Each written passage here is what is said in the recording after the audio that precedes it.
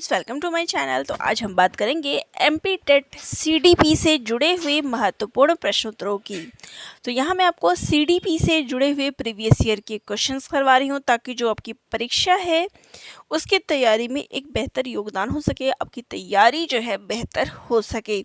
तो चलिए अपनी प्रश्नोत्तरी हम शुरू करते हैं। तो पहला प्रश्न है, निम्नलिखित में से कौन सा कथन सही नहीं है? विकास प्राणी और उसके पर्यावरण की अंतःक्रिया का परिणाम है। वंशानुक्रम माता पिता से संतानों में गुणों का संचरण होता है। वंशानुक्रम व्यक्ति की जन्मजात विशेषताओं का शोधन है। माता पिता की शारीरिक और मानसिक विशेषताओं का संतानों में संचरित होना वंशानुक्रम है। तो यहाँ पर पहला कथन सही है, दूसरा सही है, लेकिन वंशानुक्रम व्यक्ति की जन्मजात विशेषताओं का शोधन है, ये कथन सही नहीं है। नेक्स्ट क्वेश्चन है, साहचर्य के नियम है वैषम्य का नियम, समानता का नियम, समीपता का नियम या फिर ये सभी। तो साहचर्य के अंदर ये सभी आते हैं, तो ऑप्शन नंबर 4 जो है यहाँ पे राइट हो जाएगा। नेक्स्ट क्वेश्चन है, गेट्स के अनुसार अनुभव द्वारा व्यवहार में परिवर्तन ही डैश है। समायोजन, अभिप्रेरण, सीखना या फिर चिंतन। तो राइट आंसर हो जाएगा ऑप्शन नंबर 3, सीखना। नेक्स्ट क्वेश्चन है, अपने आप को प्रेम करने की प्रवृत्ति को क्या कहते हैं? अहंकारी प्रवृत्ति, आत्म केंद्रित प्रवृत्ति, नार्सिसिज्म की प्रवृत्ति या फिर हिप्नोटिज्म की प्रवृत्ति। तो इसको नार्सिसिज्म की प्रवृत्ति कहा जाता है। चलिए नेक्स्ट क्वेश्चन लेते हैं, मनुष्य की बुद्धि आगे की पीढ़ियों में संक्रमित होती है। डैश का कार्य इस जन्मजात योग्यता के विकास के लिए उपयुक्त परिस्थितियों का निर्माण करना है। तो किसका जो है कार्य निर्माण करना है? मौसम का,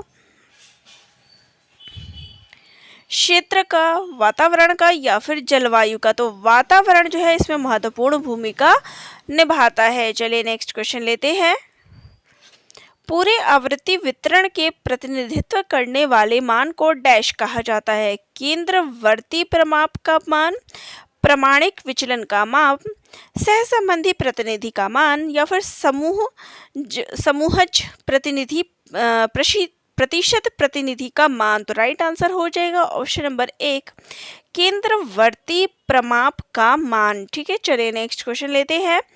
तो नेक्स्ट हमारा क्वेश्चन है, निम्नलिखित में से कौन सी विशेषता आंतरिक रूप से अभिप्रेरित बच्चों के लिए सही नहीं है? वे हमेशा सफल होते हैं, वे चुनौतीपूर्ण कार्य पसंद करते हैं, वे कार्य के समय आनंद अनुभव करते हैं या फिर वे कठिन कार्यों में उच्च स्तर की ऊर्जा प्रदर्शित करते हैं। तो देखिए यहाँ पे पूछा गया है कि कौन सा जो है बच्चों की आंतरिक विशेषता नहीं है, कि वे हमेशा सफल होते हैं। तो हमेशा सफल होना कैसे पॉसिबल है? तो एक ऑप्शन जो हमारा राइट है। चलिए नेक्स्ट है, बालक एक ऐसी पुस्तक है जिसका शिक्षक को आद्योपांत अध्ययन करना चाहिए। उपरोक्त कथन किसके द्वारा कहा गया है? अरस्तु, प्लेटो, रूसो या फिर रॉस। तो ये कथन जो है रूसो के द्वारा कहा गया है। ऑप्शन 3 जो है इसका राइट आंसर है। चलिए नेक्स्ट क्वेश्चन लेते हैं, बाल मनोविज्ञान के अनुसार शिक्षा के क्षेत्र में मुख्य स्थान होता है किसका? अध्यापक का, बालक का, अभिभावक का या फिर प्रशासक का। तो देखिए शिक्षा के क्षेत्र में जब बाल मनोविज्ञान की बात आती है तो मुख्य किसका स्थान है? बालक का। ऑप्शन 2 जो है राइट हो जाएगा। नेक्स्ट क्वेश्चन लेते हैं, सामान्य से विशेष की तर्क की प्रक्रिया निम्नलिखित में से कौन सी पद्धति है? तो सामान्य से जब हम विशेष की ओर जाते हैं तो इसको क्या कहते हैं? निगमनात्मक, आगमनात्मक या फिर 2 और 1 दोनों या फिर इनमें से कोई नहीं। तो इसको निगमनात्मक कहा जाता है। सामान्य से विशेष की ओर निगमनात्मक और विशेष से सामान्य की ओर आगमनात्मक। ठीक है, चलिए नेक्स्ट है, बाल्यावस्था की प्रमुख मनोवैज्ञानिक विशेषता क्या है? सामूहिकता की भावना, परनिर्भरता, धार्मिकता या फिर अनुकरणात्मक प्रवृत्ति का अभाव। तो बाल्यावस्था में जो है सबसे बड़ी विशेषता क्या है? सामूहिकता की भावना, समूह में रह के जो है काम करना पसंद करते हैं। चलिए नेक्स्ट है, किशोरावस्था में संवेगों की तीव्रता किस प्रकार प्रकट होती है? व्यवसाय की समस्या, प्रतिकूल पारिवारिक संबंध, नई परिस्थिति के साथ समायोजन या फिर उपरोक्त सभी। तो राइट आंसर है सभी। ऑप्शन 4 जो है यहाँ पे राइट हो जाएगा। चलिए नेक्स्ट है, 140 से अधिक बुद्धि लब्धि यानी IQ वाले बच्चों को किस श्रेणी में रखेंगे? मंदबुद्धि, मूर्ख, सामान्य बुद्धि या फिर प्रतिभाशाली। तो 140 की बात की है तो इसको हम प्रतिभाशाली के अंतर्गत रखेंगे। नेक्स्ट क्वेश्चन है, सृजनशीलता मौलिक परिणामों को अभिव्यक्त करने की मानसिक क्रिया है।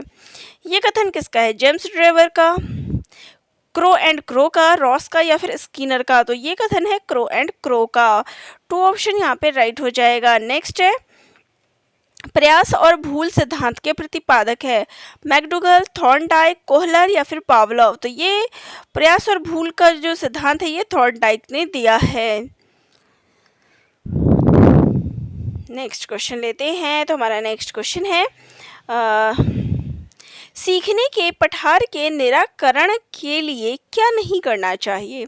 सीखने की अच्छी विधि का प्रयोग करना चाहिए, सीखने वाले को प्रेरित और प्रोत्साहित करना चाहिए, उसे दंडित करना चाहिए या फिर इनके कारणों का अध्ययन करना चाहिए। तो यहाँ पे पूछा है कि क्या नहीं करना चाहिए, तो दंडित तो कभी नहीं करना चाहिए, इसलिए हमारा ऑप्शन 3 जो है राइट हो जाएगा। चलिए नेक्स्ट है, जिस वक्र रेखा में प्रारंभ में सीखने की गति तीव्र होती है और बाद में यह क्रमशः मंद होती जाती है उसे कहते हैं नदोत्तर वर्ग यानी कॉनकेव कर्व, या फिर उन्नतोत्तर कर्व यानी कॉन्वेक्स कर्व, या फिर मिश्रित यानी कि कॉम्बिनेशन कर्व लाइन, या फिर वक्र रेखा नहीं होती है तो इसको हम कॉन्वेक्स कर्व कहते हैं। 2 ऑप्शन जो हमारा राइट हो जाएगा कि शुरू में तेज है कोई भी चीज़ सीख रहा है, बाद में धीमी हो जाती है तो उसको हम कॉन्वेक्स कर्व कहते हैं। चलिए नेक्स्ट है, व्यक्तिक भिन्नता का क्या अर्थ है? कोई 2 व्यक्ति शारीरिक मानसिक योग्यता और संवेगात्मक दशा में समान और एक जैसे नहीं होते। 2 व्यक्तियों में शारीरिक भिन्नता होना, कोई 2 व्यक्ति शारीरिक और मानसिक योग्यता में समान और एक जैसे होते हैं, उपरोक्त में से कोई नहीं। तो यहाँ पे व्यक्तिक भिन्नता की बात की है तो कोई भी 2 व्यक्ति शारीरिक, मानसिक और संवेगात्मक दशा में सबके क्या है, एक दूसरे जैसे नहीं है, अलग है। तो हमारा 1 ऑप्शन राइट हो जाएगा। चलिए नेक्स्ट है, मानसिक स्वास्थ्य विज्ञान का प्रमुख उद्देश्य क्या है? कुसमायोजन का निराकरण करना, बालक के मानसिक स्वास्थ्य की रक्षा करना, 2 और 1 दोनों, या फिर उपरोक्त में से कोई नहीं। तो इसका राइट आंसर हो जाएगा कि यहाँ पे दोनों ही कथन क्या है, सही है, जिसमें समायोजन का जो है निराकरण करना है और मानसिक स्वास्थ्य की रक्षा करना, दोनों ही कथन इसमें आएंगे। नेक्स्ट है, निम्नांकित 7 छात्रों के अंक इस प्रकार हैं 40, 38, 36, 50, 51, 54, 23। उपरोक्त की माध्यिका होगी 50, 30, 50, 36, 40 या फिर 23। तो राइट आंसर हो जाएगा इसका ऑप्शन नंबर 3, इसका हो जाएगा 40। ठीक है, चलिए नेक्स्ट है, रुचि का संबंध है। तो यहाँ पर देखिए माध्यिका कैसे निकालते हैं, हमने ये जो हमारे पास संख्या थी उसको हमने इंक्रीजिंग ऑर्डर पे ले लिया, फिर सबसे बीच में क्या आ रहा है, 40 आ रहा है, तो 40 क्या हो गया, इसका माध्यिका हो गई। 3 इधर है, 3 इधर है, बीच में क्या बच गया, 40। तो इसलिए हमारा आंसर क्या आ रहा है, 40 आ रहा है। ठीक है, चलिए नेक्स्ट है, रुचि का संबंध है। तो रुचि का संबंध किससे है? अवधान, योग्यता, या फिर 2 और 1 दोनों, या फिर इनमें से कोई नहीं। तो रुचि का संबंध जो है वो अवधान से है। चलिए नेक्स्ट क्वेश्चन है, सीखे हुए ज्ञान, कौशल या विषय का अन्य परिस्थितियों में उपयोग करने को कहते हैं सीखने का स्थानांतरण, प्रेरणा, भग्नाशय या फिर चिंता। तो इसको हम सीखने का स्थानांतरण कहते हैं। नेक्स्ट है, अनुबंधन की प्रक्रिया में प्रथम सोपान निम्नांकित में से कौन सा है? आवृत्ति, उत्तेजना, सामान्यीकरण या फिर इनमें से कोई नहीं। तो इसको हम उत्तेजना कहते हैं। ठीक है, नेक्स्ट है, स्मृति सीखी हुई वस्तु का सीधा उपयोग है। ये कथन किसका है? वुडवर्थ का, मैकडूगल का, रॉस का या फिर ड्रेवर का? तो ये कथन है वुडवर्थ का। नेक्स्ट क्वेश्चन है, निम्नलिखित में से कौन सी दशा ध्यान को आकर्षित करने की आंतरिक दशा नहीं है? आवश्यकता, उद्दीपन की स्थिति, 2 या 1 या फिर 2 और 1।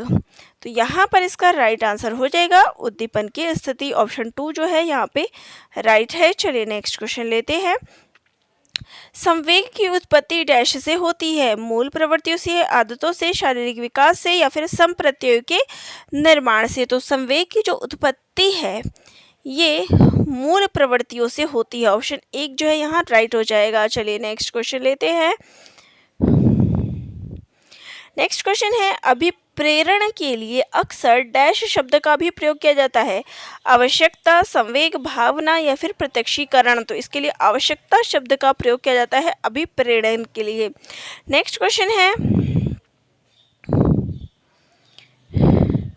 विद्यार्थियों में प्रत्यय विकास का निर्माण करने के लिए शिक्षक को विद्यार्थी को व्यापक अनुभव का अवसर प्रदान करना चाहिए, या फिर शिक्षक की शिक्षण विधि सरल से जटिल की ओर होनी चाहिए, या फिर शिक्षक को विद्यार्थियों को निर्मित प्रत्ययों के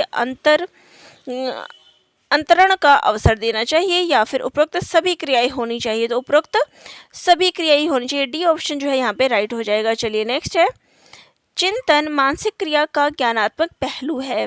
चिंतन की यह परिभाषा किसने दी है? रॉस ने, वॉरेन ने, वैलेंटाइन ने या फिर स्किनर ने? तो राइट आंसर है वह रॉस ने। रॉस के द्वारा जो है ये परिभाषा दी गई है। चलिए नेक्स्ट है, कल्पना के विकास के लिए कहानी सुनाना चाहिए, ज्ञानेंद्रियों को प्रशिक्षित करना चाहिए, रचनात्मक प्रवृत्ति के विकास पर ध्यान देना चाहिए, या फिर उपरोक्त सभी क्रियाएं होनी चाहिए।